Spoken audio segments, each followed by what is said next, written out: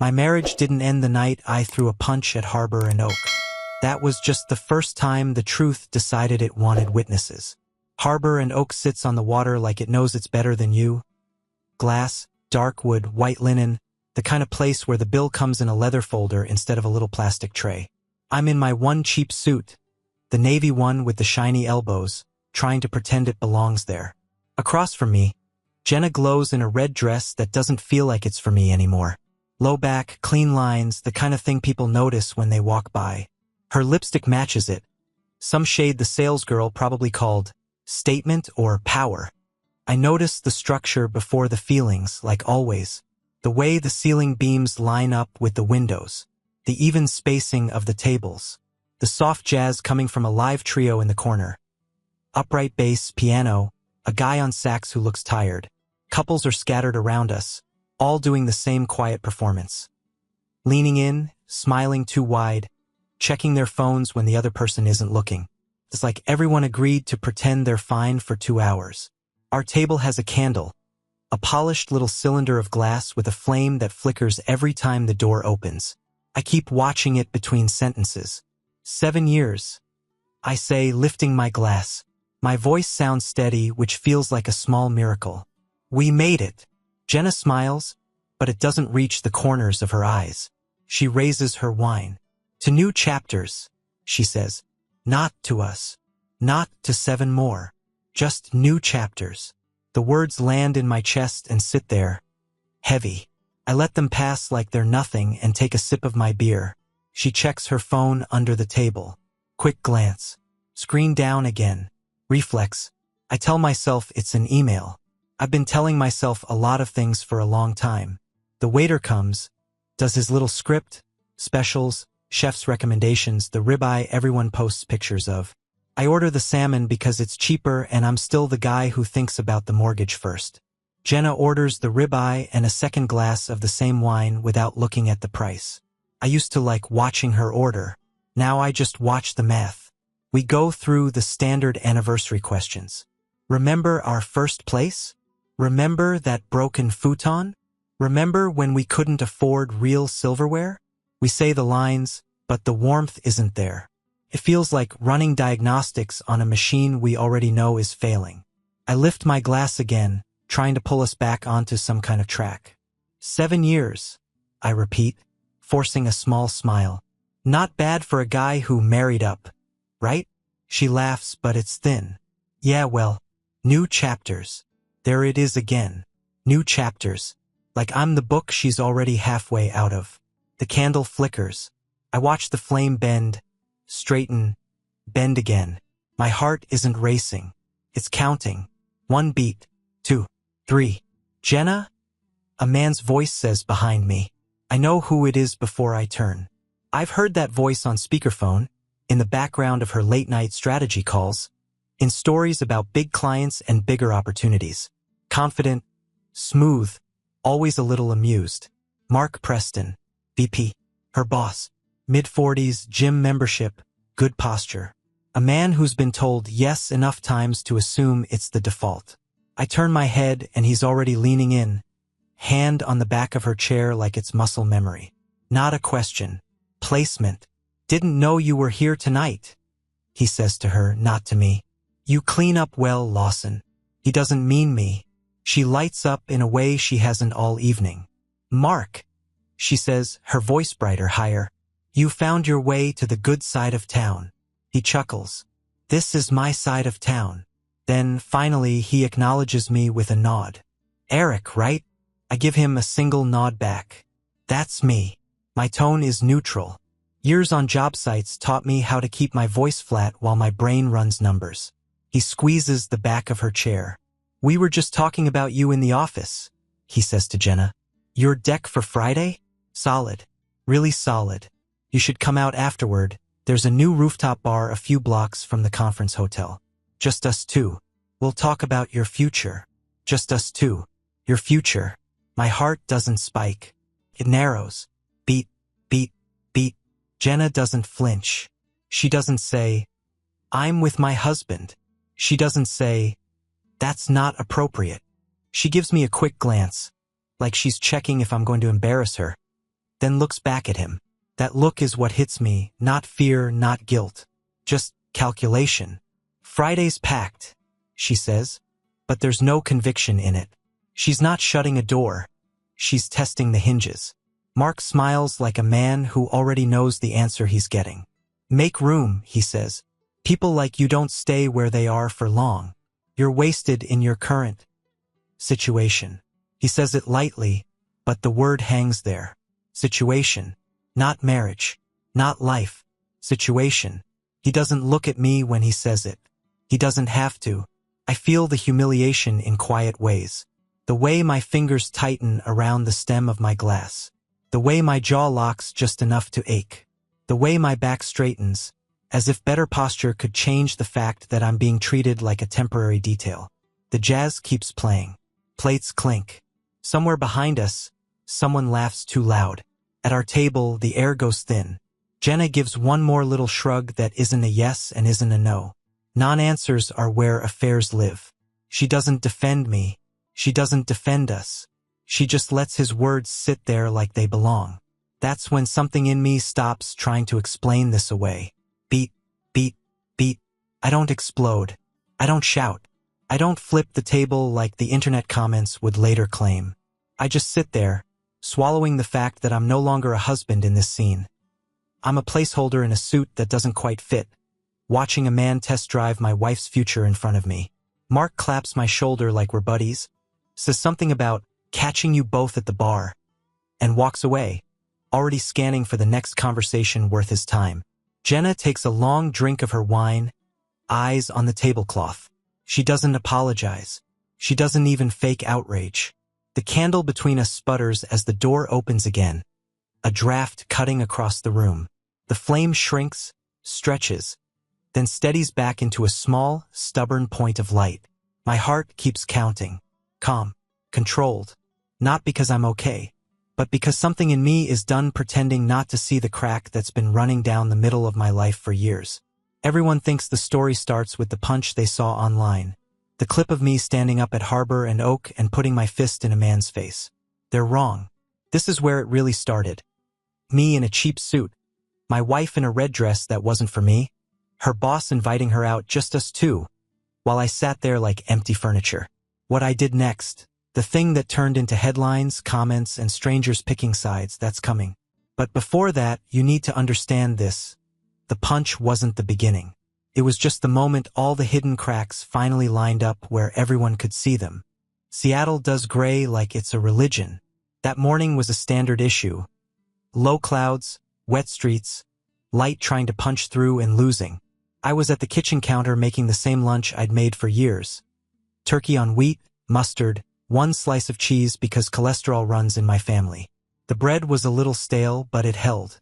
Jenna stood barefoot by the island, blazer on over a camisole, one heel hooked on the rung of the stool. Her hair was pinned up in that effortless way that takes 20 minutes. Her phone sat next to her coffee, lighting up every 30 seconds.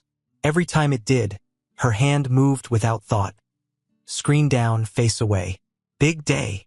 I asked, sliding the sandwich into a plastic container. "Always," she said, eyes on some shopping site. Dresses, heels, things that cost more than the tools in my truck. I tried to keep it light. "So, this weekend thing," I said. "Your company's event. I'm going to be underdressed in my one pathetic suit." She snorted.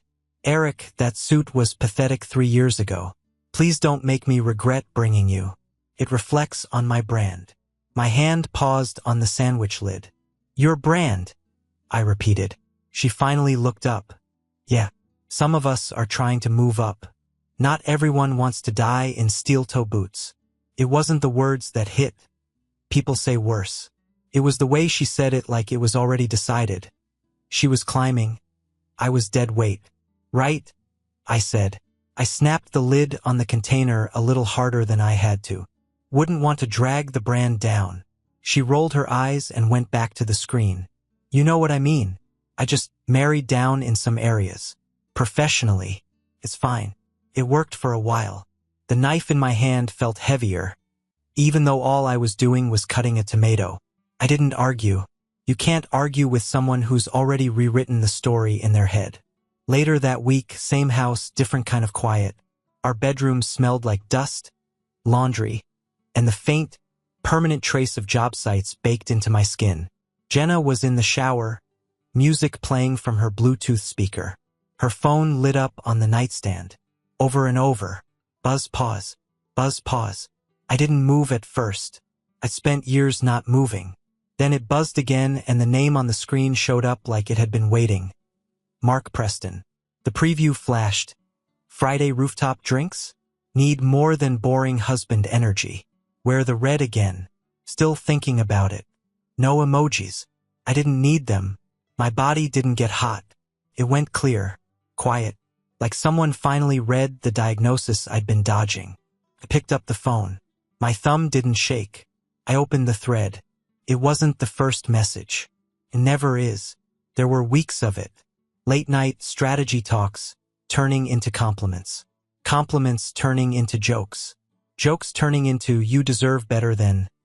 With my name never fully spelled out, just implied. Photos of outfits. References to the red dress like it was a shared secret. I took screenshots. Every damning line. Every time she'd slipped and let him talk about our future with her not correcting the pronoun. My thumb moved steadily, muscle memory from years of inspections and documenting job sites. Click, save, click, save.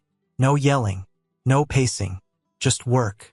When I was done, I cleared the screen and put the phone back exactly where it had been, angled the same, charging cable straight. If she noticed anything off, I didn't want it to be because I got sloppy. I went to the kitchen, pulled open the junk drawer, the one with dead batteries, old receipts, and hardware that didn't fit anything we owned anymore. There it was, tucked behind a broken tape measure. A worn business card. Lauren Carter, attorney at law. Family and civil. I'd picked it up a year earlier from a guy at work who'd gone through a divorce. Back then, I told myself I was just keeping options. Back then, I still believed options meant fixing things. I turned the card over in my fingers. Felt the soft edges from riding around in that drawer too long.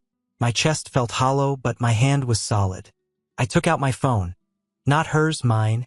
And keyed in the number, saving it under a name that wouldn't flag anything if Jenna ever glanced at my screen. LC Consulting. I didn't call right then. I wasn't brave yet. But for the first time in 7 years, I wasn't blind. Lauren Carter's office in Fremont looked like everything Jenna's world wasn't. No glass walls. No skyline views. No exposed brick pretending to be authentic. Just a narrow hallway, beige paint, file boxes stacked like bad Tetris, and a plant that had given up 3 months earlier but was still technically standing.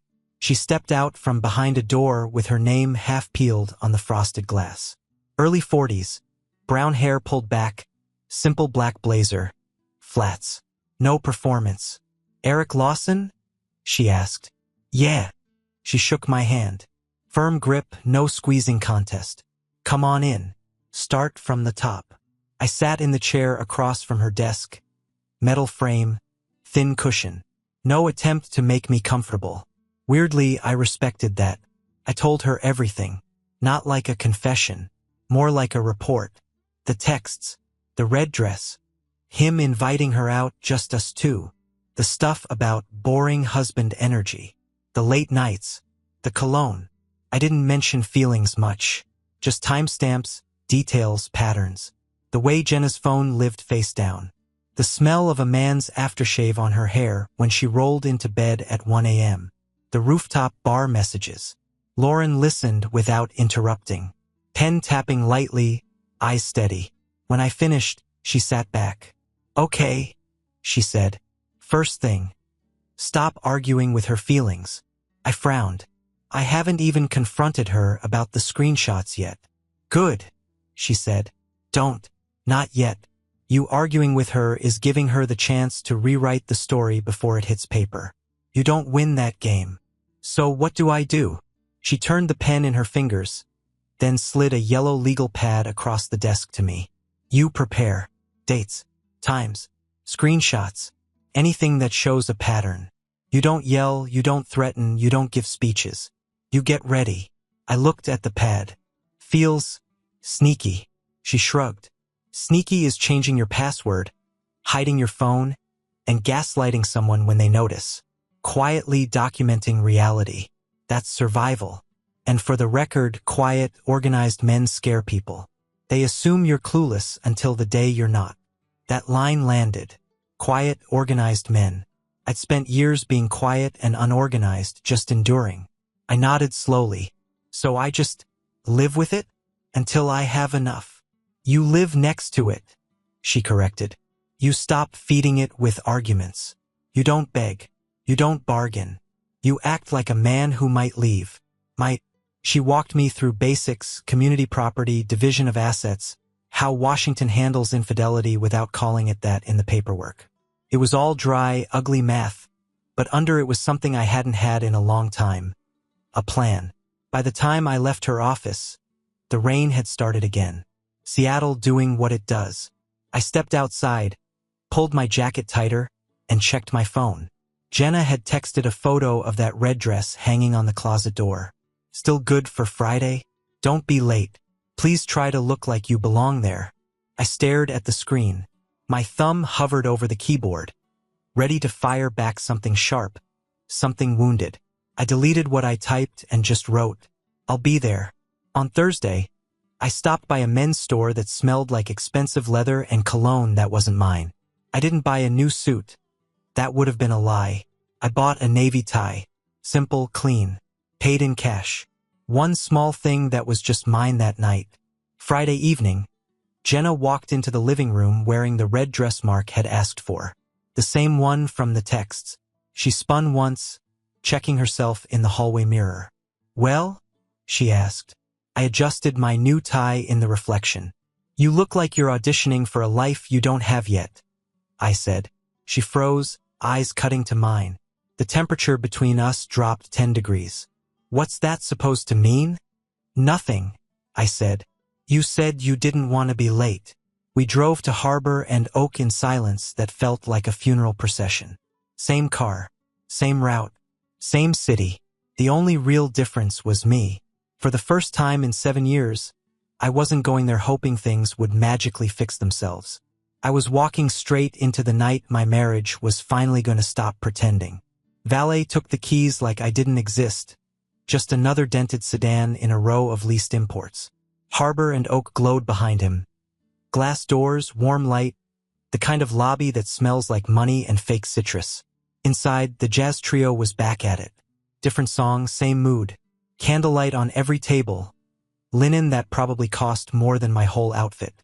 We got seated near the window. View of the water, boats moving slowly. Jenna scrolled under the table, thumb moving while her other hand cradled a glass of red. My new tie felt too tight, but I didn't loosen it. I wanted to feel it. The waiter did his routine. We ordered. I watched the room like a structural inspection, where people sat, where the exits were, which tables were cracking under weight you couldn't see yet. When the drinks came, I lifted my beer. 7 years, I said. She raised her wine. To new chapters.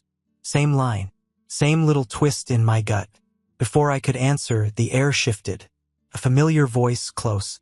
Look at you too, Mark said, sliding into our space like he owned it. He put his hand on the back of Jenna's chair, fingers pressing into the red fabric. Didn't know it was a company function tonight. Jenna smiled too fast. Mark, we were just... He cut her off. This is my part of town, he said, scanning the room like he'd paid for the walls. Then, to me, casual, Eric. Good to see you out of the steel toes. I held his eyes. I clean up okay. He smirked like he didn't agree, turned back to her. So, Friday, after the conference, that rooftop bar I told you about? Just us two. We'll talk about your future. You're wasted in this little setup. He flicked his eyes at me on setup, then back to her like I was background noise. Jenna didn't look at me, didn't correct him, just gave a soft, anxious laugh that wasn't a no. Mark, she started. Come on, he said. You and I both know you've got more to offer than... He paused, letting his gaze land on me for half a second. This domestic situation. We've got business chemistry. Business chemistry. Boring husband's energy. Wasted in this marriage. All the hits right there in the open. The candle between us flickered, flame dancing as someone opened the front door. My heart didn't rush. It lined up. Beat. He squeezed her shoulder. Beat. She let him. I stood up. Chair legs scraped the floor. The sound cut through the jazz, just enough for a few heads to turn. Mark looked at me, amused, like I was about to apologize for something. Easy, buddy, he said. Didn't mean to rattle the cage. There was no red mist, no blackout, just a narrow tunnel of clarity. Years of swallowing it all lined up in one clean motion. I stepped once around the table. My fist came up solid, familiar, same mechanics as swinging a hammer, same commitment. I hit him once. No movie crack, no slow-motion ballet. Just a dull, honest sound. Knuckles into cheekbone, chair snapping back, with smacking the wall. Silverware rattled. A woman gasped. Mark went down ugly, hand grabbing for the tablecloth, dragging a bread basket with him. Phones came out fast, screens lighting up like a second set of candles. I didn't chase him. I didn't shout. I walked back to my side of the table, fingers working at my ring. The metal felt smaller than it had that morning. Jenna's hand was over her mouth. Eric, what the hell is wrong with you? I didn't answer. I dropped the ring into her glass of wine. It slid through the red, catching the light once before it disappeared at the bottom. Talk to your divorce lawyer, I said. My voice came out level. You've already been auditioning. Security moved in. Then Seattle PD, 2 officers. Calm. Practiced. Hands on my arms. Cuffs biting cold into my wrists. Someone started saying something about assault, witnesses, statements. Jenna was crying now, spilling words about self-defense and overreaction, and how this wasn't what it looked like. They walked me out through the same glass doors we'd come in, past the valet, past people pretending not to stare. In the back of the patrol car, city lights sliding across the windows, I leaned my head back against the seat. My wrists hurt. My life was about to get smaller. One word came to mind. No drama, just a fact. Worth it. King County holding smells like bleach, sweat, and every bad decision that ever came through its doors. The bench was metal, bolted to the floor, cold enough to make my back ache. A drunk guy snored on the other side of the room, one shoe off, talking to somebody only he could see.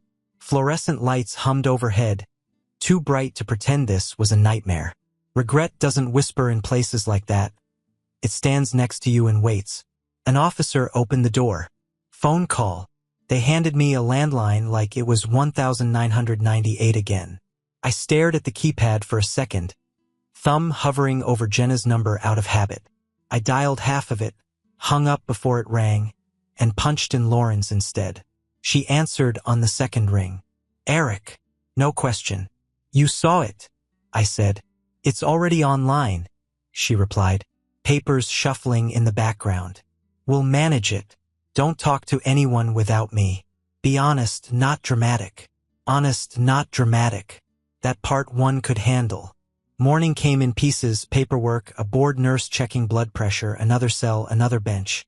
By the time they processed my bail, my jaw was starting to tighten where the adrenaline had worn off and reality settled in. Outside, the air slapped cold against my face. The sky was low and gray.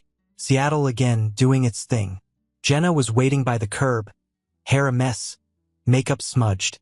She rushed up to me like we were still on the same team. Eric, you have to say he lunged first, she hissed. You overreacted, but he provoked you. It's self-defense if I hit him, I said. That's what happened. She blinked. You're really going to tank both our lives over one punch? I looked past her at the parking lot, the wet pavement, the people walking in and out with their own trouble. No, I said. I'm just not lying to fix yours. The court was quick and clinical. State versus Eric Lawson sounded strange out loud, like they were talking about some other guy. The judge read the charge off like a grocery list. Assault, public disturbance. A clip from Harbor and Oak played on a screen. There I was, standing up, fist connecting, ring dropping into the glass. Mr. Lawson, How do you plead?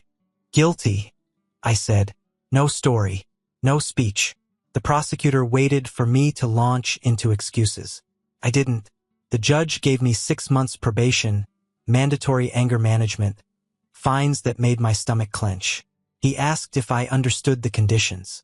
Yeah, I said. I understand. Back at Evergreen Structural, my boss called me into his office.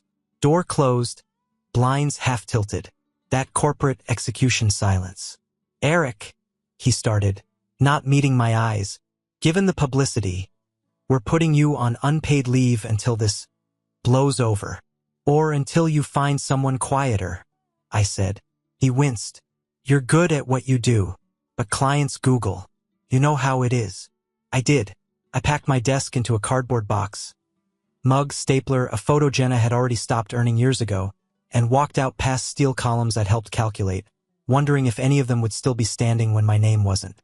The studio apartment I found had 1 window, 1 closet, and a mattress on the floor.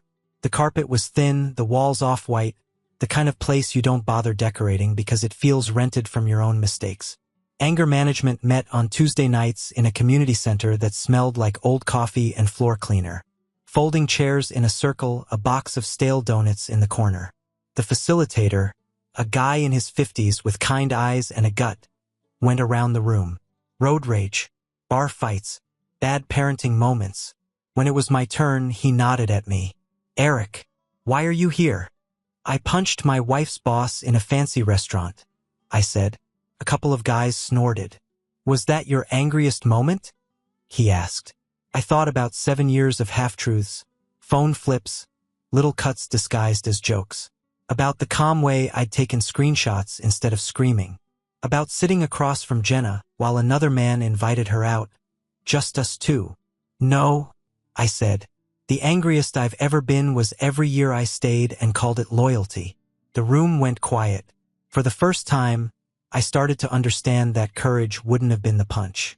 It would have been leaving before I needed an audience to finally act. Life shrank to rent, cheap pasta, and rain on the studio window. Probation check-ins, anger management, jogs around a cracked parking lot. Quiet, ugly, simple. Then the headlines started. VP accused of misconduct. Multiple complaints resurface after a viral restaurant incident. There was Mark's face, bruised in some of them, all confident in the others.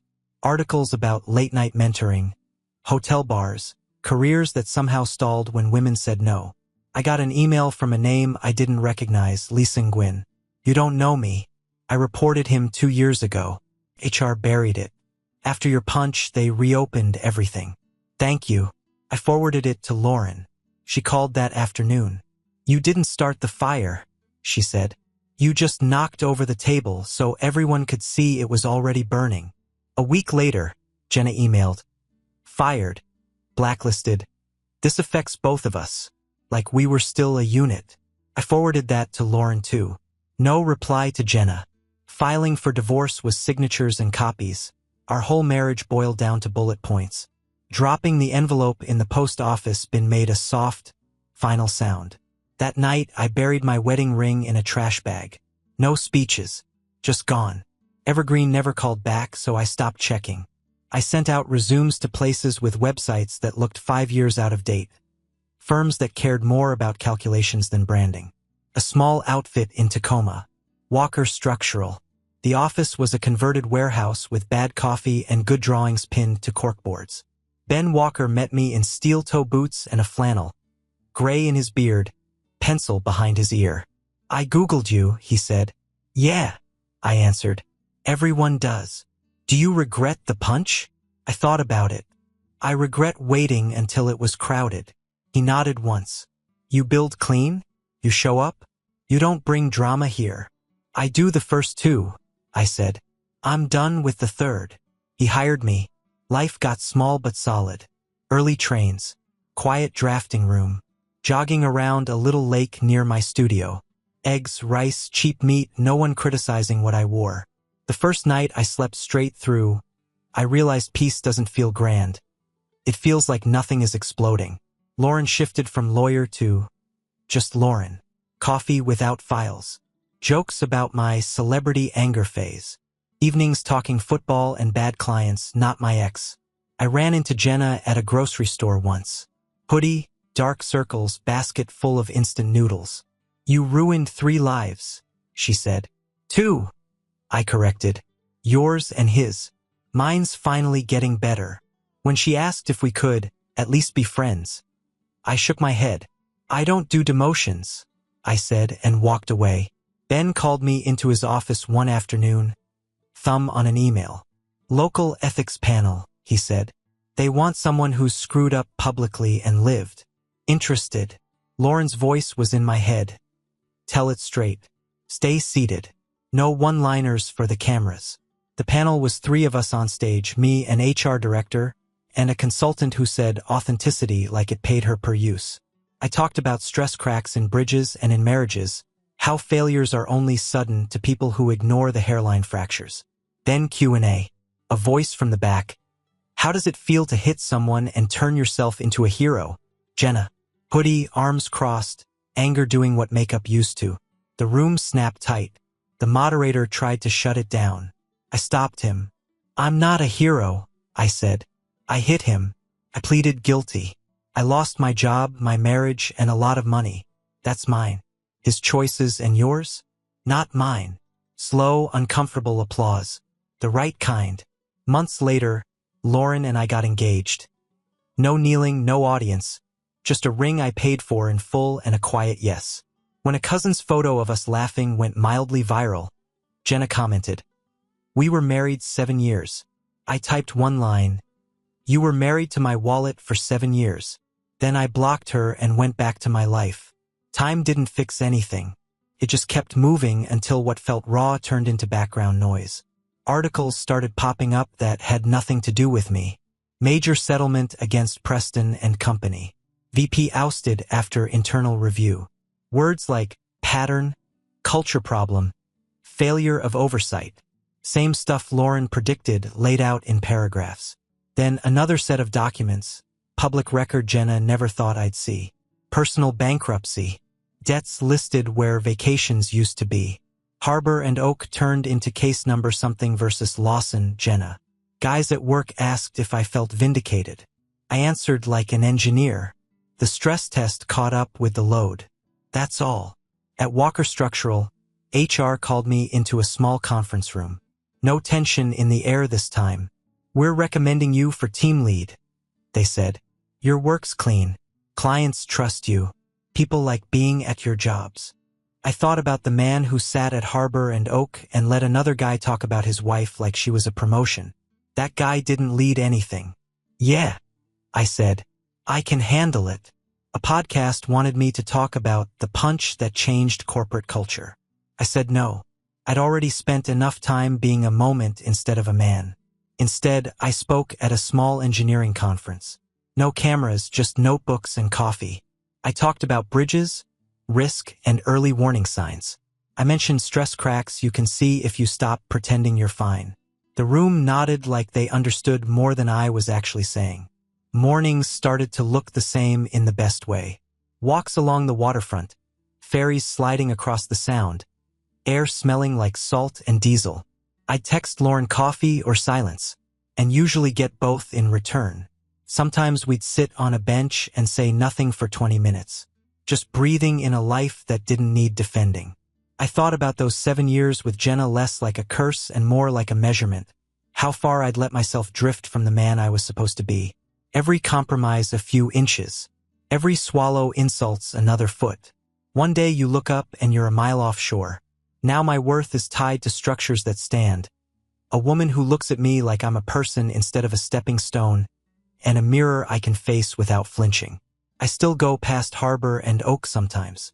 Never inside. Just a glance at the windows, the reflection of the water, the memory of that candle between us the second before everything snapped into focus. People think the punch rebuilt my life. They're wrong.